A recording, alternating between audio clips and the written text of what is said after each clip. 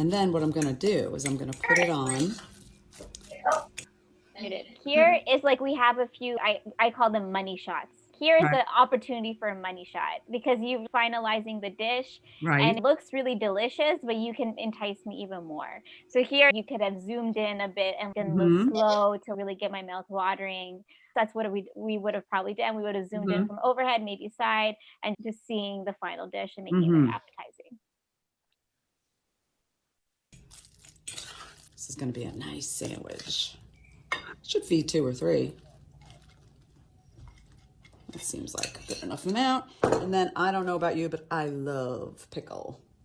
So I put some pickle on here, whatever you have. I get my toasted bagel. I got my tunas, my protein. It's all good. And there we go. Get back in there. That is my lunch for today. I hope you liked it. That's really bad. This looks super delicious. It's really funny to watch it back though with other people watching. It's embarrassing. Yeah, I can imagine. Very embarrassing. My husband's laughing too. He's like, "Oh my God, your bagel."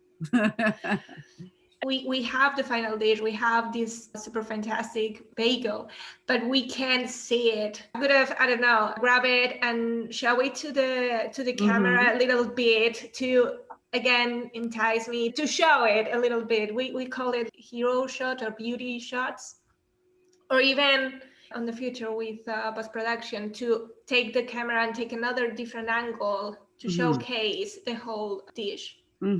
So we can have a closer view of the final. Yeah, we often have like a very standard process for the hero shot. So if this was us filming this is great. And then we would just continue it. So we would now focus on the side. We would do a pan shot of a close up where you can see the nice layers. Then a hand would come, take a bite, put it back down. And then it was like, and that's where we would end. Okay, that's great. Thank you. Thank you for critiquing that. I appreciate that.